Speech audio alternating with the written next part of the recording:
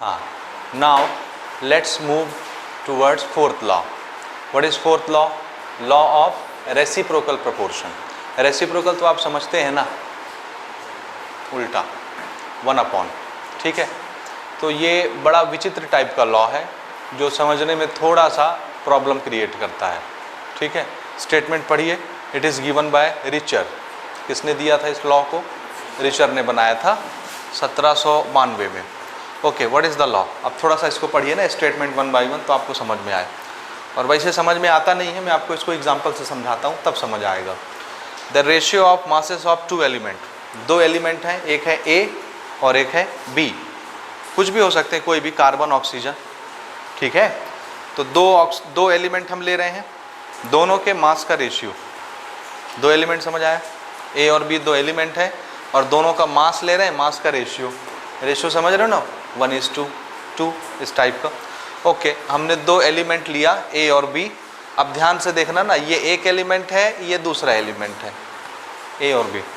हाँ, विच combine separately, अलग अलग. ए भी अलग, बी भी अलग कंबाइन हो रहा है. किससे? A fix mass of the third element C. एक तीसरा एलिमेंट होगा जिसका मास क्या होगा? फिक्स. तो ए और बी 2 अलग अलग एलिमेंट थे, वो एक फिक्स मास वाले एलिमेंट के साथ कंबाइन हो रहे हैं. कैसे? अलग अलग. जैसे ये 2 एलिमेंट थे, A for apple, B for ball. ठीक है, ठीक है. एक तीसरा एलिमेंट था सी और इसका मास क्या है? सी का फिक्स है. तो एक बार ए सी के साथ कंबाइन हो रहा है अलग से, एक बार बी सी के साथ कंबाइन हो रहा है अलग से. तो ए भी फिक्स मास वाले एलिमेंट सी के साथ कंबाइन हुआ, बी भी फिक्स मास वाले एलिमेंट सी के साथ कंबाइन हुआ. दोनों अलग अलग कंबाइन हुए. एक बार ए सी के साथ कंबाइन हुआ, एक बार बी सी के साथ कंबाइन हुआ. हुए, कुछ कंपाउंड बना होगा. जब ए सी के साथ मिलेगा कंपाउंड बनेगा, बी सी के साथ मिलेगा कोई नया कंपाउंड बनेगा. तो उनके रेशियो हमको यहाँ पर मिल जाएंगे. Okay, so the ratio of masses of 2 element A and B which combine separately with a fixed mass of the third element C is either. अब उस रेशियो की बात हो रही है. is either the same, या तो उनका रेशियो सेम होगा. देखो ये तो इतनी बात तो पुरानी है, सिर्फ अगर मैं यहीं तक बात करूं, थर्ड एलिमेंट सी तक, आगे मत पढ़िए, तो ये तो तुम्हारा पुराना बात हो गया. कौन सा पुराना बात? अभी इससे पहले जो हम लोग लॉ पढ़ रहे थे कि एक एलिमेंट, उसमें 2 अलग अलग कंपाउंड ले रहे थे. तो ठीक है भैया, यहाँ भी तो 2 अलग अलग कंपाउंड बन रहा है. ए और बी है, एक तीसरा एलिमेंट है सी.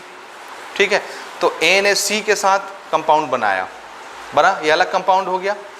बी ने सी के साथ कंपाउंड बनाया, ये अलग कंपाउंड हो गया. 2 अलग अलग कंपाउंड हैं, ए सी और बी सी है. इसमें सी का मास क्या है? फिक्स है, सी का मास फिक्स.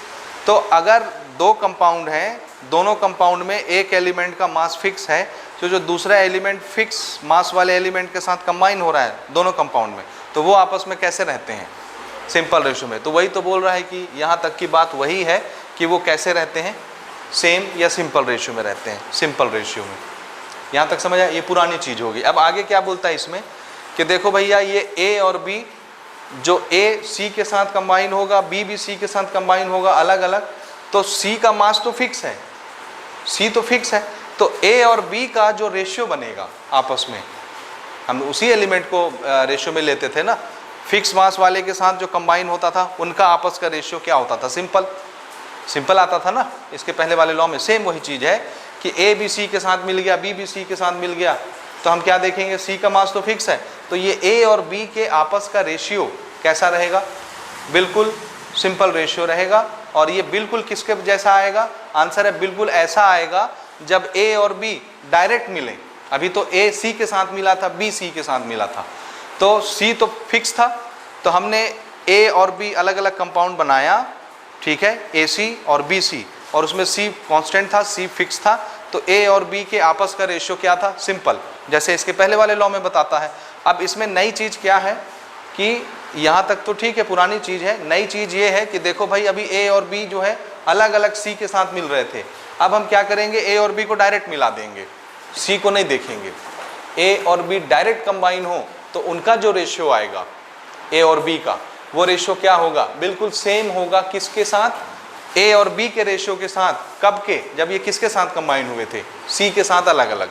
उस समय जो ए और बी के आपस का रेशियो आता था सेम वही रेशियो आएगा जब ए और बी डायरेक्ट कंबाइन होंगे। मीनिंग समझ आया या नहीं आया? कहने का मतलब ये है, देखो ये C क्या है, फिक्स मास। इधर समझो जी इसको, C कैसा है, फिक्स, इसका मास फिक्स है। हमने दो एलिमेंट लिया, एक A लिया और एक B लिया। एक बार मैंने क्या किया, A और C को मिलाया, कोई कंपाउंड बना होगा, बना होगा, कौन सा, AC। एक बार मैंने B और C को मिलाया, कोई कंपाउंड बना होगा, BC। ठीक है, इसमें कौन सा मास हमने फिक्स किया है, ये दिख रहा है। तो एक एलिमेंट फिक्स मास वाले एलिमेंट के साथ कंबाइन हुआ, दूसरा एलिमेंट सेम फिक्स मास वाले एलिमेंट के साथ कंबाइन हुआ, तो इन दोनों एलिमेंट का आपस का रेशियो क्या हो जाएगा, सिंपल, ये तो पुराना लॉ है। तो इनका कुछ रेशियो आया, किसका, A और B का कुछ रेशियो आएगा। ये कौन सा केस है, जब ये क्या हो रहे हैं, अलग अलग C के साथ कंबाइन हो रहे हैं, A भी C के साथ, B भी C के साथ। समझ आया? तो ये क्या है,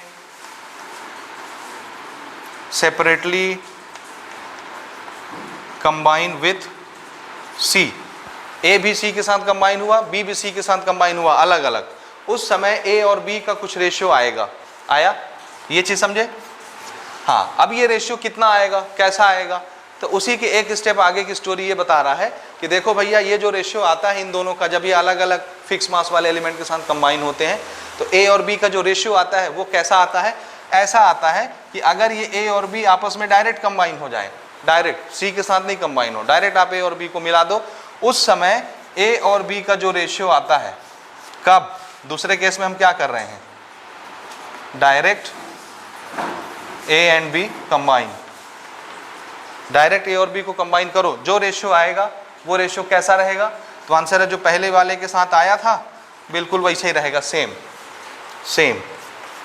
या सेम नहीं होगा तो क्या होगा, सिंपल मल्टीपल। मल्टीपल तो समझ रहे हो ना, क्या टेबल में क्या 2 1 जा 2, 2 2 जा 4, 2 3 जा 6, ये 1 2 3 4 आया ना मल्टीपल में। 2 इंटू 1 करोगे तो 2 हो जाएगा, 2 इंटू 2 करोगे तो 4 हो जाएगा, 2 इंटू 3 करोगे तो 6 हो जाएगा। ये 1 2 3 4 आ रहा है ना मल्टीपल, तो सिंपल मल्टीपल होगा इसके रेशियो का, ये इसके या इसके आपस में क्या रहेंगे, मल्टीपल में रहेंगे, और नंबर सिंपल रहेगा 1 2 3 4 5 ऐसे। आया समझ? तो ये इतना छोटा सा लॉ है, ये तो तुम्हारा पुराना लॉ हो गया, पुराना अभी जो पढ़े आप मल्टीपल प्रोपोर्शन का।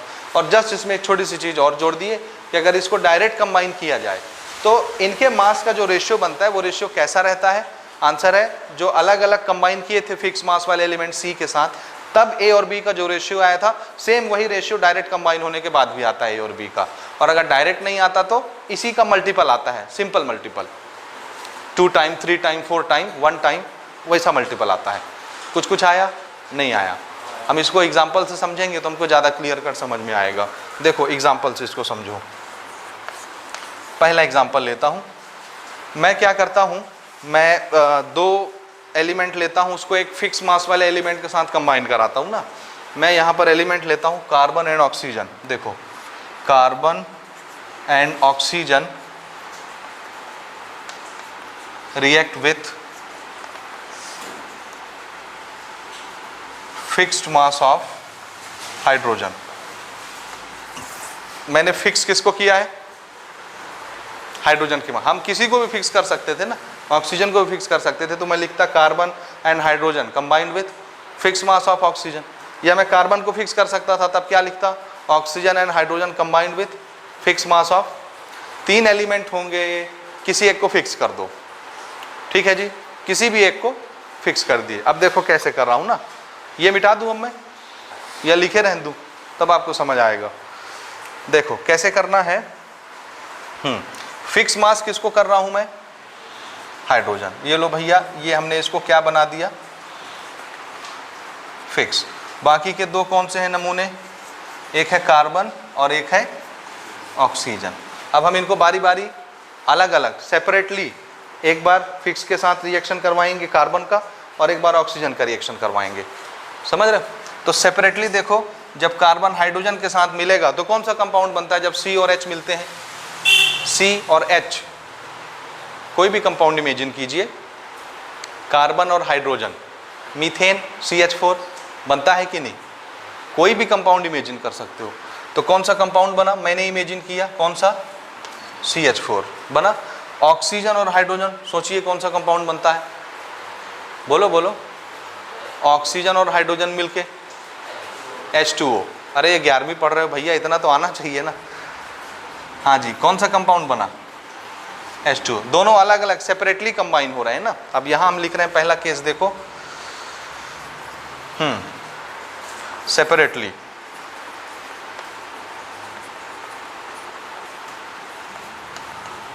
बताओ, सेपरेटली जब कंबाइन हुआ C और H, तो मैं इसका रेशियो लिखूं C और H का, और एक बार किसका लिखूंगा, O और H का। ठीक है, देखो C और H, जो भी कंपाउंड आप इमेजिन कीजिए उससे फर्क नहीं पड़ता। जरा इसका रेशियो बताओ, रेशियो बाय मास ना। कार्बन कितने गुना है, 1 गुना। हाइड्रोजन कितने गुना है, 4 गुना। कार्बन का मास कितना होता है, 12, तो ये हो गया जी 12। हाइड्रोजन का 1 होता है, कितने हाइड्रोजन है, 4, तो ये कितना हो गया, 4। और इसको तो मुझे क्या करना है, फिक्स।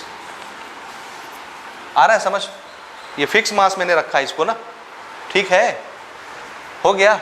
हाँ जी, सेपरेटली इसको भी हमने कंबाइन किया है। जरा बताओ, ऑक्सीजन का मैं O/H ले रहा हूँ, फिक्स वाले को एक साथ रख रहा हूँ ना, दिख रहा है, एक के नीचे एक, समझ आ रहा है ना।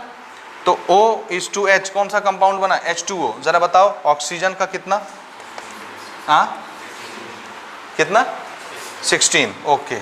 हाइड्रोजन का कितना, 2, और इसको हमने फिक्स करना है। अब यहाँ पे देखो, ये 4 है, यहाँ पे 2 है, तो ये तो फिक्स नहीं दिख रहा।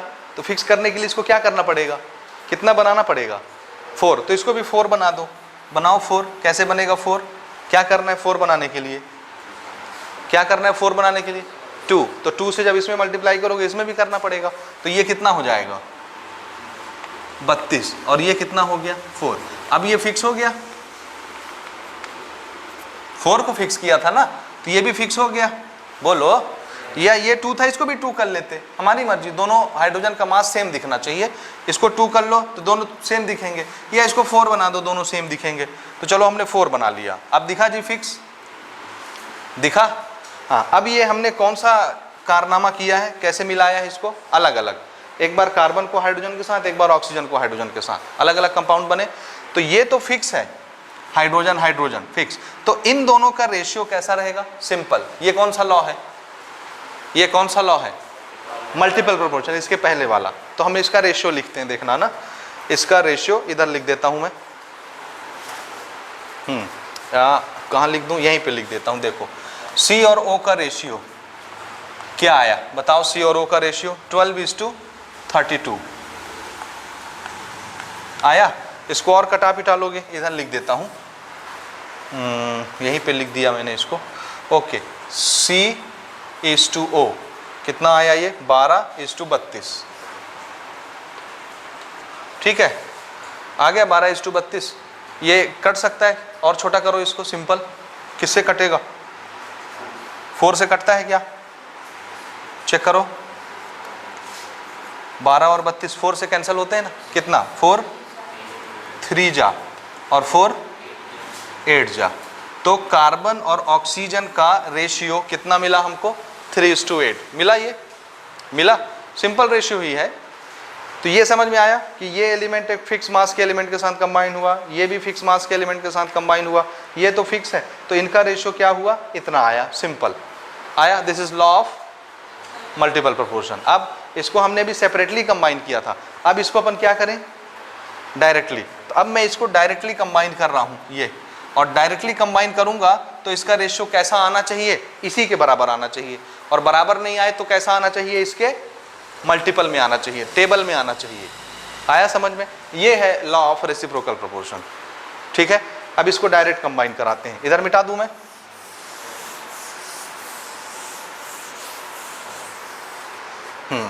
चलो डायरेक्ट कंबाइन कराओ।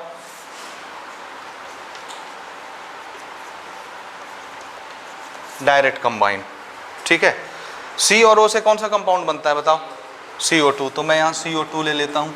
चलिए बताइए, डायरेक्ट हमने मिलाया C/O, बताओ कार्बन कितना 12, ऑक्सीजन कितना 16, 2 ठो ऑक्सीजन है, 32। ये तो डायरेक्ट आ गया ना, वही 12:32, सेम आ गया। तो ये भी कट के कितना मिलेगा, 3:8 आ गया, सेम रेशियो आया। तो ये वाली चीज साबित हो गई कि डायरेक्ट मिले या सेपरेट मिले, दोनों का रेशियो क्या होता है, सेम। यार सेम नहीं होगा तो मल्टीपल में आएगा, और क्या, ठीक है कि नहीं है, बोलो। So this illustrate law of reciprocal proportion, ये नोट कर लो, सेम एज फर्स्ट रेशियो।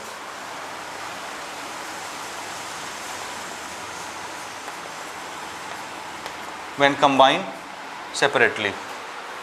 हो गया ये, समझे कि नहीं समझे, बताओ क्या समझे, बताओ बताओ क्या समझे, बताइए क्या समझे, आया कुछ कुछ कि नहीं आया, आया। हाँ, इसके न्यूमेरिकल भी आपको ऐसे ही बनाने हैं। अच्छा, इसका ना एक और नाम है, लॉ ऑफ इक्विवेलेंट प्रोपोर्शन भी इसको बोलते हैं। तो इसके नाम से भी आ जाए तो घबराना नहीं है, याद रखना है, लॉ ऑफ इक्विवेलेंट प्रोपोर्शन। तो ये नहीं बोलना कि हम तो ये सुने ही नहीं है, ये कौन सा है, इक्विवेलेंट प्रोपोर्शन। हो गया, हो गया, ठीक है। चलो सेम एक एग्जांपल और लेते हैं। हम क्या कर रहे हैं, hydrogen and oxygen react with fixed mass of sulphur ले लेते हैं, कोई भी एलिमेंट ले सकते हैं ना, कंपाउंड बस बनना चाहिए उन एलिमेंट से, ठीक है। तो अब मैं क्या कर रहा हूँ, हाइड्रोजन और ऑक्सीजन को फिक्स मास वाले सल्फर के साथ कंबाइन कराऊंगा, या हम किसी को भी फिक्स कर सकते हैं, ऑक्सीजन को, हाइड्रोजन को, किसी को भी, ठीक है। तो अब की बार हम किसको फिक्स कर रहे हैं, सल्फर को, ठीक, ये ऐसा, और यहाँ क्या रखूंगा मैं, हाइड्रोजन, और यहाँ ऑक्सीजन। तो पहले तो हम किसको कंबाइन करा रहे हैं, सेपरेटली,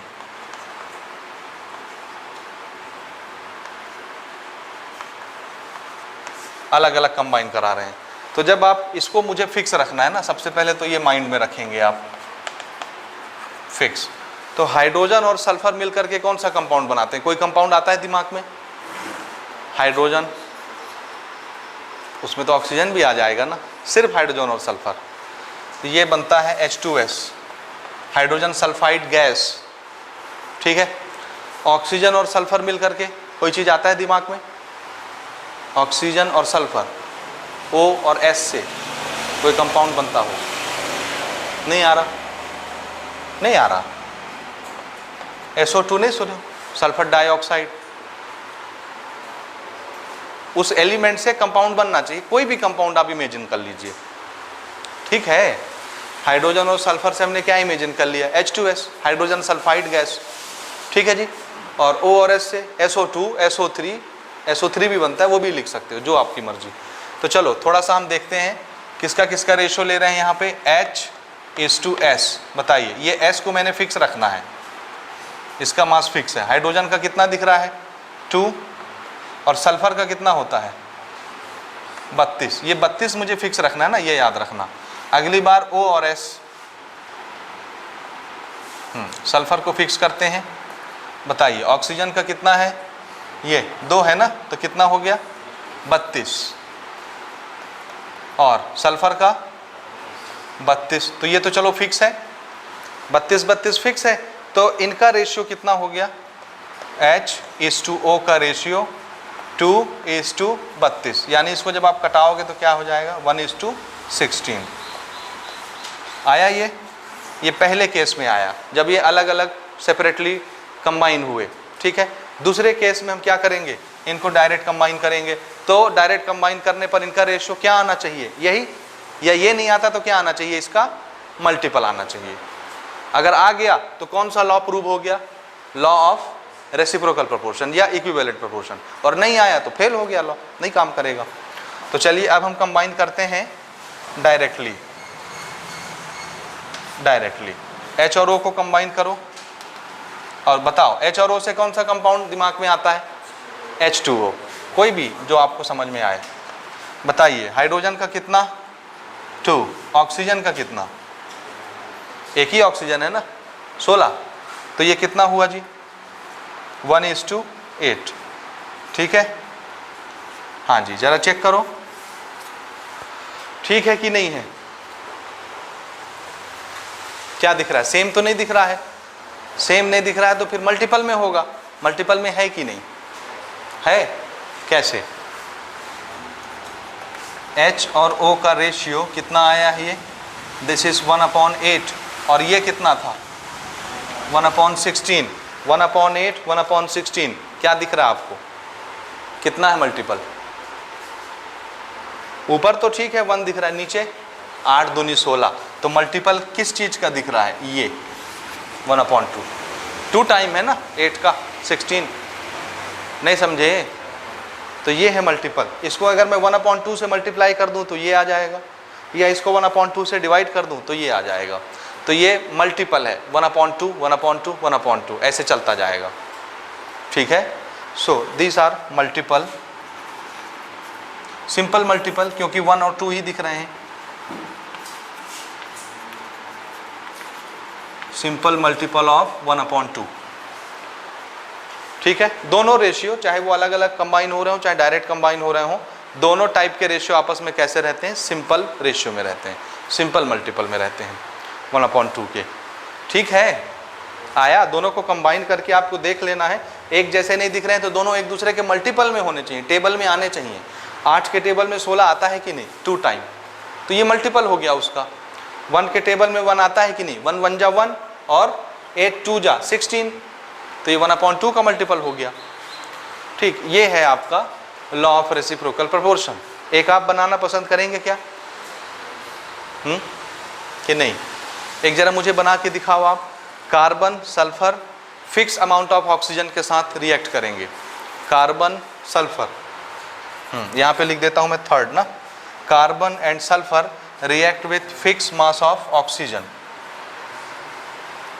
हाँ जी, चलो बना के दिखाओ। Carbon sulphur react with fix mass of oxygen. ठीक है, बना लोगे? ये मैं मिटा रहा हूं इधर का, ये सारी चीजें।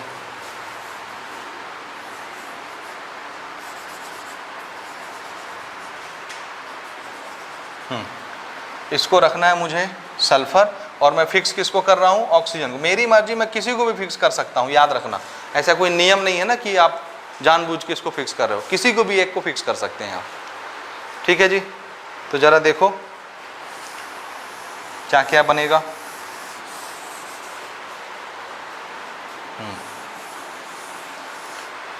हाँ जी, कार्बन और ऑक्सीजन जब मिलेगा तो कौन सा कंपाउंड आता है दिमाग में? CO2। ठीक, तो चलिए C और O को मिलाते हैं। C और O, ऑक्सीजन मुझे फिक्स रखना है, तो कार्बन का मास कितना है? 12, ऑक्सीजन का 32। ठीक है, सल्फर और ऑक्सीजन मिला, कौन सा कंपाउंड बनेगा? उधर देख के बता दो। ठीक है, ठीक है ना? सल्फर ऑक्सीजन, ऑक्सीजन को फिक्स रखना है। सल्फर का कितना होता है? 32, ऑक्सीजन का भी 32 हुआ ना, 2 है तो ये। अब ये तो फिक्स है, तो इनका रेशियो कैसा होगा? C और S का 12:32। कितने का आया ये? 3:8। यही है ना, 4 से तो कट जा रहा है ना। 3:8 ठीक किया हूँ। हाँ, अब इसको डायरेक्ट अगर मिलाएं तो डायरेक्ट C और S क्या बनता है? कौन सा कंपाउंड होता है C और S से? कार्बन और सल्फर से? नहीं मालूम है ना। कार्बन और सल्फर मिलकर के कौन सा कंपाउंड बनाते हैं? Carbon sulphide. क्या बनाते हैं? या कार्बन डाइसल्फाइड आप बोल सकते हैं। CS2 ये कंपाउंड बनता है, कार्बन डाइसल्फाइड। डाइसल्फाइड या सल्फाइड भी बोल सकते हो इसको। ओके, तो जरा डायरेक्ट में C और S का बताओ। कार्बन का कितना है? 12, और सल्फर का कितना हो गया? 32 होता है, 2 ठो सल्फर है, कितना हो जाएगा? 64। इसका रेशियो जरा देखो, 12 से कट जाता है ये, सॉरी 4 से कट जाएगा, 4 3 जा 12, 4 1 जा 4, 4 4 जा 16, 4 नहीं, ओके ठीक है, 4 3 जा 12, 4 1 जा 4, 2 बचा, 24 हो गया ना, ओके, तो 4 6 जा 24, करेक्ट, 3:16 आया ये। हाँ जी, जरा देखो क्या दोनों रेशियो सेम है, 3:8, 3:16 सेम तो नहीं है, तो फिर क्या होंगे, मल्टीपल में होंगे, हैं मल्टीपल की नहीं, कितना, 1:2, वेरी गुड, 3 3 तो सेम है, 8 और 16 को देखो, 8 2 जा तो 1/2 हो गया, बिल्कुल ठीक। So these are simple multiple of first, पहले का सिंपल मल्टीपल है, ठीक है। C और S का रेशियो पहले कितना आया था, 3/8, अभी कितना आया 3/16, ये कितना दिख रहा है आपको, 1/2 का मल्टीपल, तो ये सिंपल मल्टीपल में है 1/2 के, ठीक हो गया जी, आया समझ नहीं आया, हाँ अब बताओ पढ़ के देखो समझ में आता है लॉ या नहीं आता है, पक्का कि नहीं आता, हाँ, what is the difference between law of multiple proportion and law of reciprocal proportion, क्या अंतर है। लॉ ऑफ मल्टीपल प्रोपोर्शन सिर्फ क्या बताता है कि दो एलिमेंट मिल करके अगर एक से ज़्यादा कंपाउंड बनाते हैं, 2 कंपाउंड, 3 कंपाउंड, 4 कंपाउंड, तो उसमें एक एलिमेंट किसी फिक्स मास वाले एलिमेंट के साथ अगर कंबाइन हो तो वो दूसरा एलिमेंट जो फिक्स मास वाले एलिमेंट के साथ कंबाइन हो रहा है हर कंपाउंड में, वो आपस में कैसा रहता है, सिंपल रेशियो में। और रेसिप्रोकल प्रोपोर्शन में ये क्या बताता है, ये क्या बताता है कि वो जिस रेशियो में रहेगा, जो किसने बताया, मल्टीपल प्रोपोर्शन के लॉ ने बताया, वो जिस रेशियो में रहेगा सेम वही रेशियो कब मिलेगा, अगर ये डायरेक्ट कंबाइन हो जाए एलिमेंट, जो फिक्स मास वाले के साथ कंबाइन हो रहे थे ना, वो अगर डायरेक्ट कंबाइन हो जाए तो वही रेशियो आएगा, और अगर वो नहीं आएगा तो क्या आएगा, उसका मल्टीपल आएगा उस रेशियो का, ठीक है, ठीक है कि नहीं, आया कि नहीं आया, अभी आपके ऊपर है आप इसको याद रख पाते हो कि नहीं, मैंने आपको एग्जाम्पल से भी समझा दिया, इस पर भी हम एक आध न्यूमेरिकल प्रैक्टिस करते हैं ताकि ये चीज़ और अच्छे से इलस्ट्रेट हो जाए, ठीक है जी, तो ये नोट करें। चलो क्वेश्चन लेते हैं हमारे चौथे लॉ के ऊपर, लॉ ऑफ रेसिप्रोकल प्रोपोर्शन, ठीक है, तो एक न्यूमेरिकल बनाते हैं ताकि लॉ थोड़ा सा और अच्छे से क्लियर हो जाए हमको, ये प्रैक्टिकल एविडेंस होगा ना लॉ के साबित करने का। तो क्वेश्चन क्या है, the following results are obtain on analysis of 3 compound, 3 अलग अलग कंपाउंड हैं, तीनों कंपाउंड को हमने एनालाइज किया कि किस कंपाउंड में उसके कंस्टिट्यूएंट पार्टिकल का कितना % हिस्सा है, या बाई मास कौन सा एलिमेंट कितना % मौजूद है, बाई मास कितने ग्राम मौजूद है, okay. Prove that they obey law of equivalent proportion. अब व्हाट इज इक्विवेलेंट प्रोपोर्शन, कौन है ये, मल्टीपल प्रोपोर्शन नहीं है भाई, कौन सा है, कौन सा, रेसिप्रोकल प्रोपोर्शन, उसी का दूसरा नाम है ना,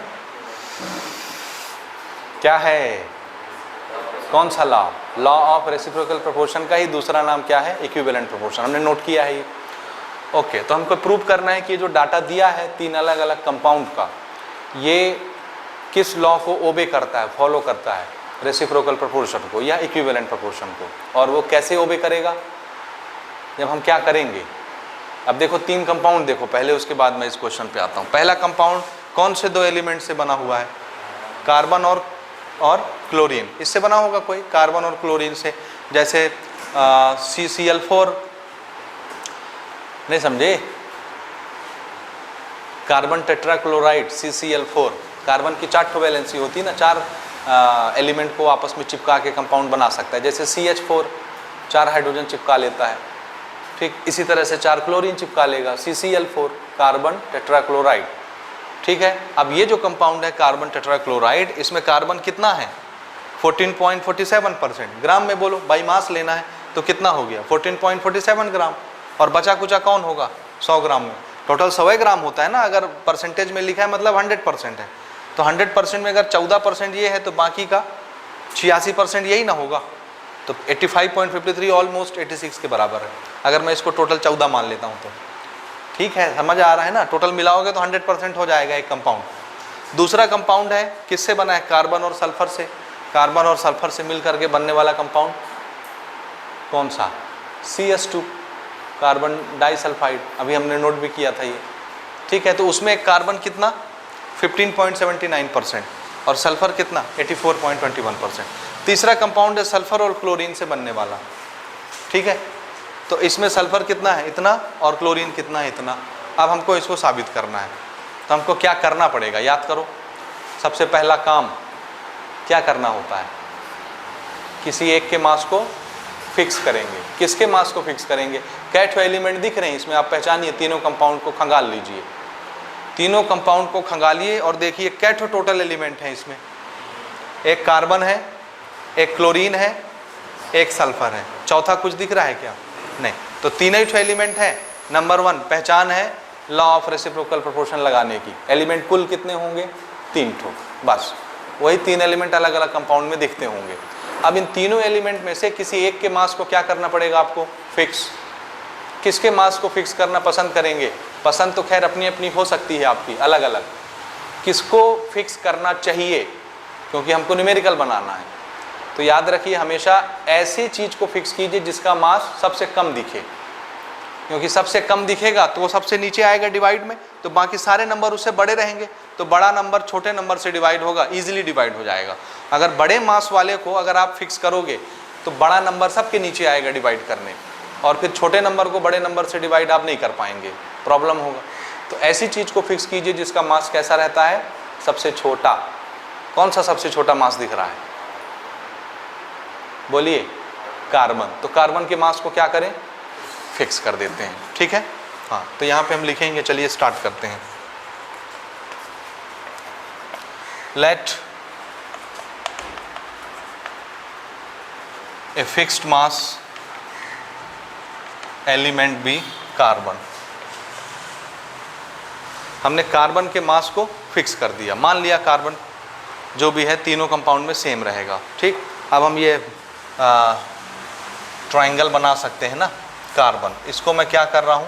फिक्स, फिक्स, ठीक। बाकी दो कौन से बच गए? एक बच गया क्लोरीन, तो इसको ऐसे लिख दिया, और एक बच गया सल्फर, तो इसको ऐसे लिख दिए, ठीक है। अब आपको कंपाउंड बनाने की जरूरत नहीं है कि आपको कंपाउंड बनाना पड़ेगा, क्योंकि उसका मास तो दिया ही है हर जगह। परसेंटेज को हम मास में कन्वर्ट करके लिख लेंगे।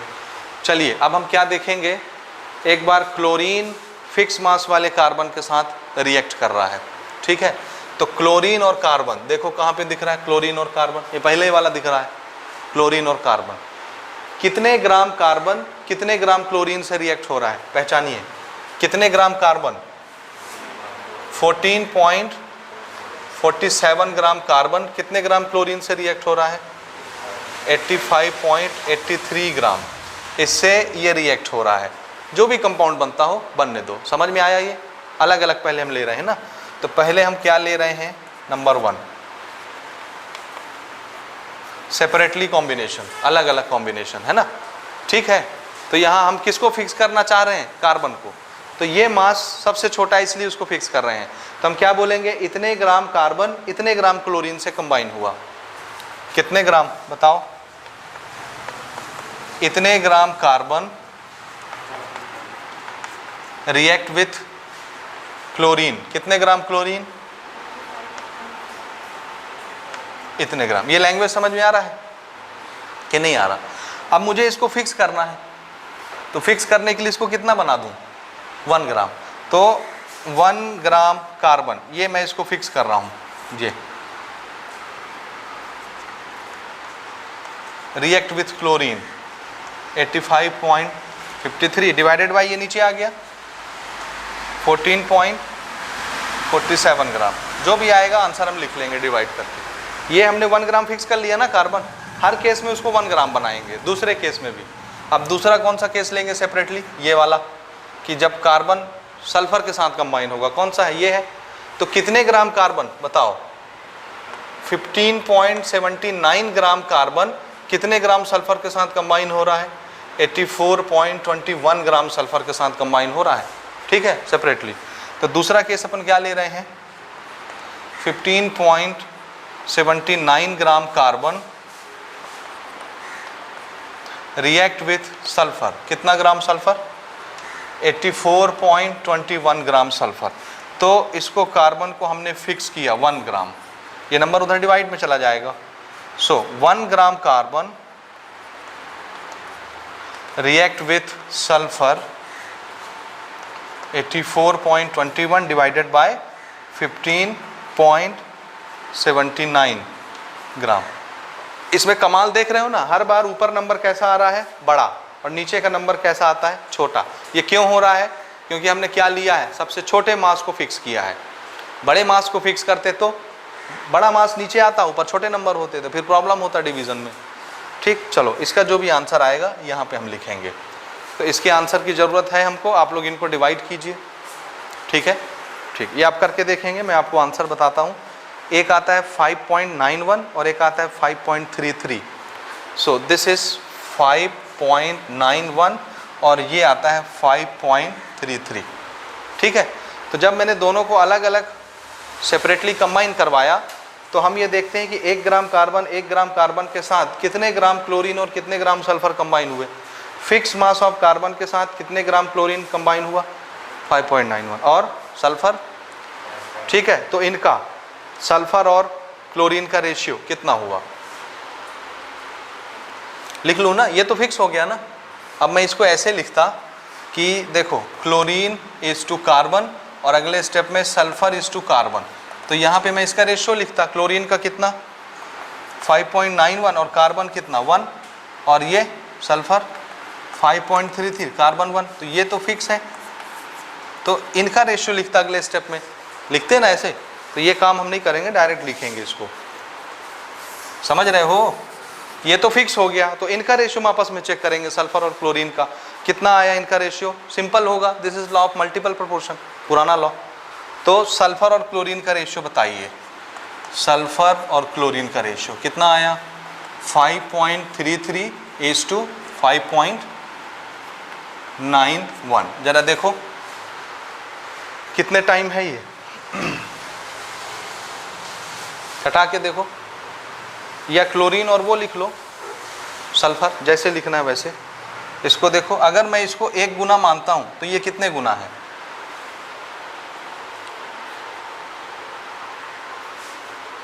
अगर इसको 1 गुना मानता हूं तो ये कितने गुना है? डिवाइड करा के देख लो दोनों को, कितना आता है कटा के। बड़े नंबर को छोटे नंबर से कटा के देखो, ऐसे कटा के देखो ना, कटा के देखो।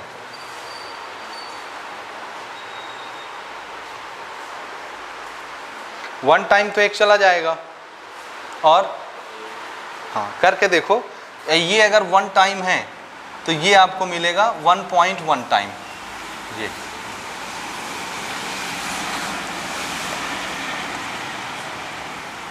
1.1, वो भी तो 5.33 है अप्रॉक्स। ये भी कितना है? ये 5.33 है, तो ये तो बहुत ज़्यादा नहीं है ना, 6 तो नहीं हो गया है, ये भी तो 5 पॉइंट समथिंग ही है। तो ये अगर 1 गुना है, इससे थोड़ा सा ज़्यादा है, 1.1 गुना, 1.2 गुना, इतना ही ना है ये, तो ये अप्रॉक्सीमेटली 1.1 टाइम आएगा। ये रेशियो आया। ये हमने कैसे कंबाइन किया? सेपरेटली। अब एक बार क्या करना है आपको? क्या करना है? डायरेक्ट कंबाइन करना है। तो ज़रा डायरेक्ट कंबाइन करिए, देखिए एक बार क्या आता है। करो डायरेक्ट कंबाइन, बताओ क्या आता है।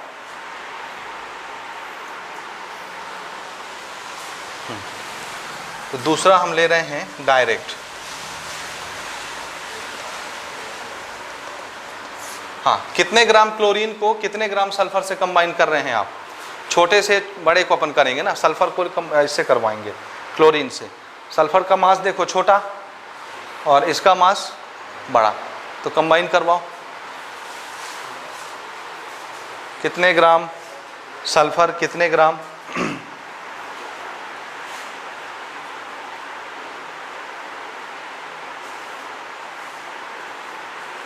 करके देखिए।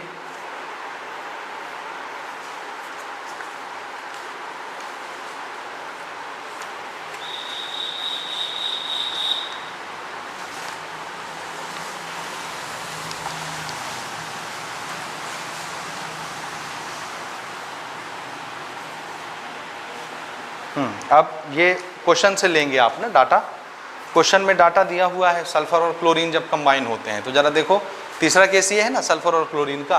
तो सल्फर कितना दिया है जी जब डायरेक्ट कंबाइन होता है, ये 47.24 ग्राम सल्फर, और क्लोरीन कितना है 52.56 ग्राम। तो 52.56 ग्राम क्लोरीन 47.24 ग्राम सल्फर के साथ कंबाइन होता है डायरेक्ट, ठीक है ना। तो इसको कैसे लिखोगे आप, रेशियो कैसे निकालोगे, डायरेक्ट इनको डिवाइड करके बड़े को छोटे से, समझ रहे हो ना, समझे कि नहीं। हाँ, तो मैं इसको ऐसे लिख देता हूँ 46.24 ग्राम sulphur directly combined with 52.56 gram chlorine. तो जरा रेशियो देखो, बड़ा नंबर इज टू छोटा नंबर या छोटा नंबर इज टू बड़ा नंबर, तब ना 1 पहले आएगा, छोटा नंबर इज टू बड़ा नंबर। पहले हम ऐसे ही लिखे हैं, ये जरा करके देखें, बड़े को छोटे से डिवाइड कर दें, ठीक है। ये 1 गुना है और ये 2 गुना तो नहीं है, जाहिर सी बात है, 2 गुना होता तो ये कहाँ पहुँच जाता 90 के पार, और ये तो सिर्फ 52 है, ठीक है। डाटा ठीक लिखा हूँ मैं। हाँ, इसको डिवाइड करा के देखो डायरेक्ट, ये भी आपको यही मिलेगा 1:1.1, सेम सल्फर और क्लोरीन सेम मिलेगा 1:1.1। ये 1 गुना है तो ये 1.1 गुना है, उससे ज़्यादा बड़ा नहीं है, क्योंकि डबल कहाँ तक चला जाएगा 90 के आगे। 45 का डबल कितना होता है 90, तो अगर 2 गुना होता तो ये 90 होता, लेकिन ये तो 45 के नज़दीक ही है ना, सॉरी 47 और 52 कितना अंतर है, बहुत थोड़ा सा। तो ये अगर 1 गुना इसको हम मानते हैं तो ये कितना होगा, ज़्यादा से ज़्यादा 1.1 1.2 गुना होगा। तो 1.2 इज़ एज गुड एज 1.1। तो दोनों रेशियो सेम आ गए कि नहीं, ये वाला भी वो वाला भी, ठीक है। करके देखो आप, रेशियो निकाल के देखो, सेम एज फर्स्ट रेशियो, ठीक है। Therefore this proves law of equivalent proportion, ठीक है। तो ये नोट कर लो।